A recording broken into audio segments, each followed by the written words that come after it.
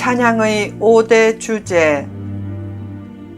요한계시록 15장 1절에서 4절 말씀.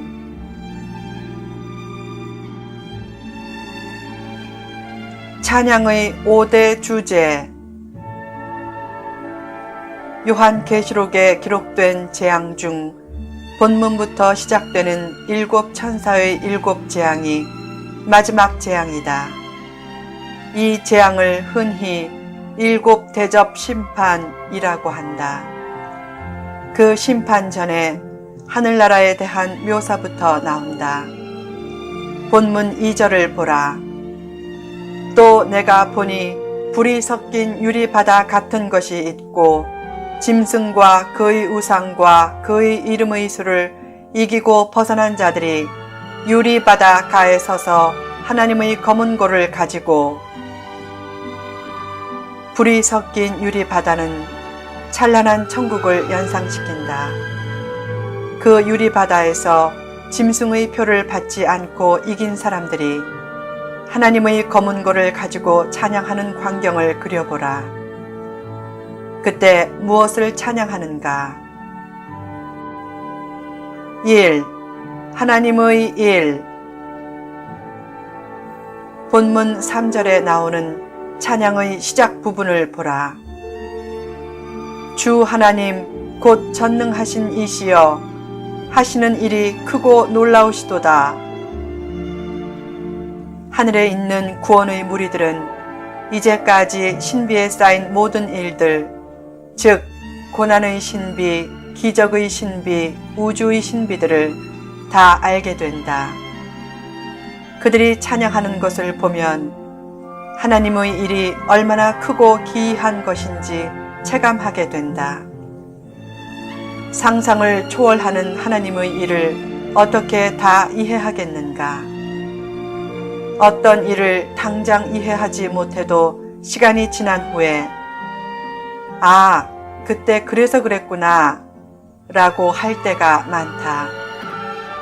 그처럼 천국에 가면 틀림없이 하나님, 그때 그래서 그랬군요 라고 하며 천국 찬양대의 일원이 되어 하나님을 찬양할 것이다. 그것을 생각한다면 하나님이 하신 모든 일에 대해 찬양만 해야 한다. 하나님은 실수가 없으신 분이다. 고난과 문제도 더욱 복된 삶을 위해 하나님이 있게 하신 것이다. 2. 하나님의 길. 본문 3절 하반부를 보라. 만국의 왕이시여 주의 길이 의롭고 참되시도다. 하나님이 가장 좋아하시는 길은 의롭고 참된 길이다. 그 길에 서면 반드시 하나님을 만나고 하나님의 역사를 체험하게 된다. 결국 가장 복된 일은 말씀 안에 있고 하나님의 편에 서고 하나님의 길 위에 있는 것이다. 그 길 안에 있었으면 가룟 유다도 베드로처럼 성자가 되었을 것이다. 뒤로 물러서는 상황에 처해도 하나님의 길 위에 있으면 그것이 오히려 전진하는 상황이다. 왜 점치는 식의 예언을 배격해야 하는가? 점치는 행위는 하나님의 인도와 은혜를 불신하는 대표적인 행위이기 때문이다. 미래를 정교하게 미리 알겠다고 하는 것은 하나님의 영역을 범하는 태도가 될 수 있다. 미래에 일어날 일을 정교하게 아는 것보다 바로 앞에 놓인 계단을 하나님의 인도 따라 한 걸음씩 정성스럽게 올라서는 것이 중요하다. 그렇게 하나님의 길과 인도를 따라 계속 가다 보면 하나님이 약속하신 곳에 이르게 된다. 3. 하나님의 이름. 본문 4절 전반부를 보라. 주여, 누가 주의 이름을 두려워하지 아니하며 영화롭게 하지 아니하오리이까? 이 말씀은 주의 이름을 두려워해야 한다는 말씀이다. 두려움에는 두 가지가 있다. 하나는 무서워서 생기는 두려움이고 또 하나는 존경해서 생기는 두려움이다. 무서운 두려움인 공포는 없어야 하지만 존경하는 두려움인 경외는 있어야 한다. 경외는 보는 것과 말하는 것과 가는 곳에 대한 자기 성찰을 낳는다. 자기 행동이 하나님의 이름과 연계된다는 인식이 있어야 참된 영성을 얻게 된다. 기독교 영성을 예배 행위를 열정적으로 하는 것과 화려한 은사가 나타나는 것과 기적적인 역사가 이루어지는 것만으로 오해하면 안 된다.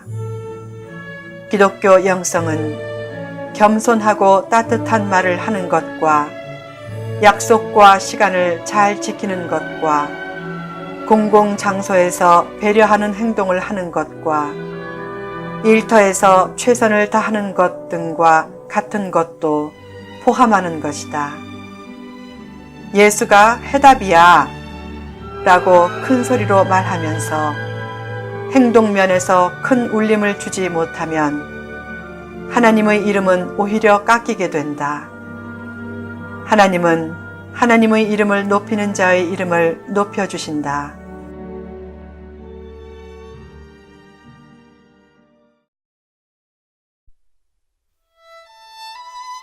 4. 하나님의 거룩하심. 계속해서 4절 중반부를 보라. 오직 주만 거룩하시니이다.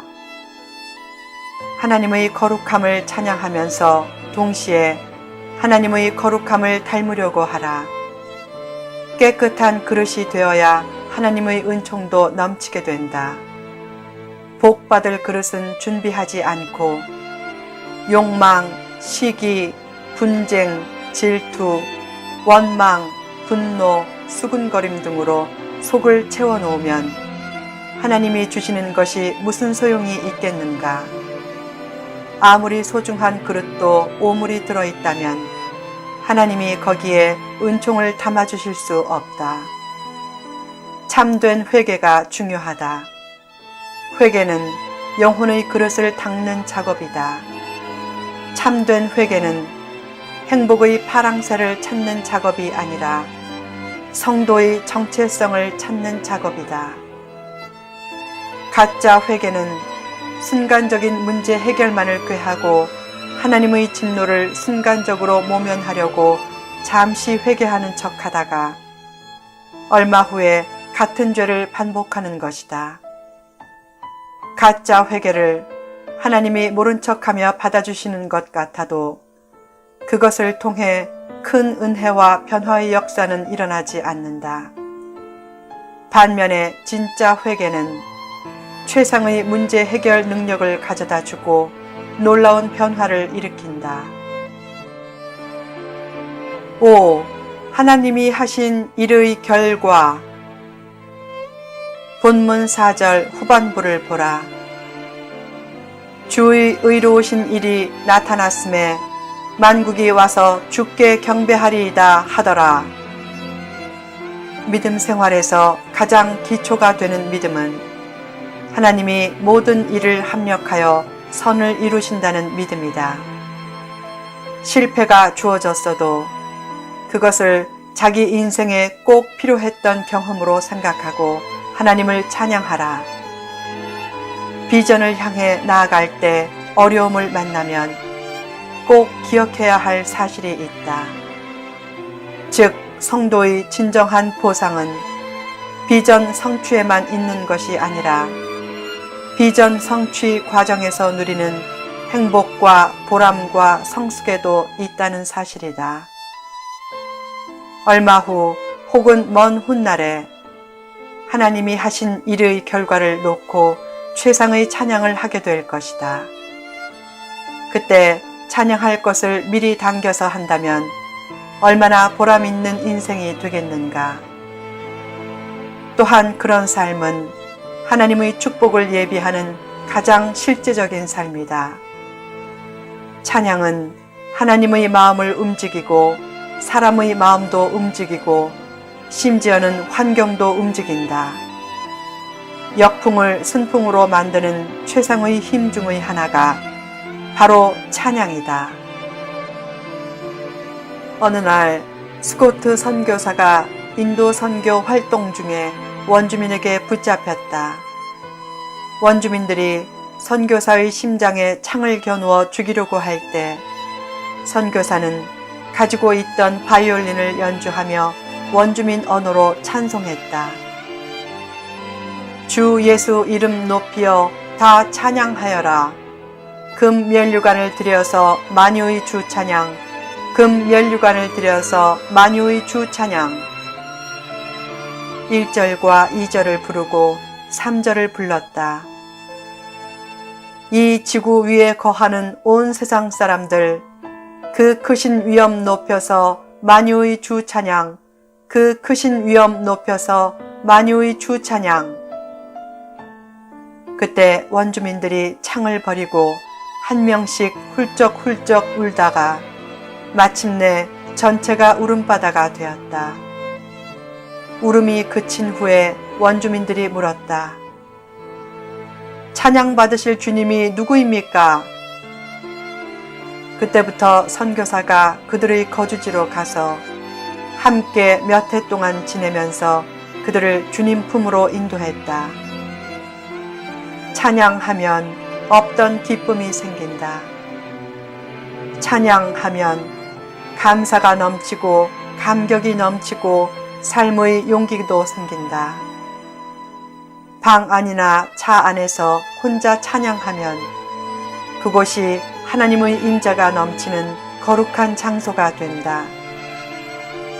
성경은 새 노래로 찬양하라고 했다. 그 말을 문자 그대로 받아들여서 복음 성가를 새롭게 작곡해 부르는데 힘쓰는 사람들이 있다. 그러나 새 노래로 찬양하라는 말은 형식적으로 찬양하지 말고 늘 새로운 감동으로 찬양하라는 말이다. 감격 중에 드려지는 찬양은 환경과 상황을 극적으로 바꾸는 거룩한 매개체가 된다.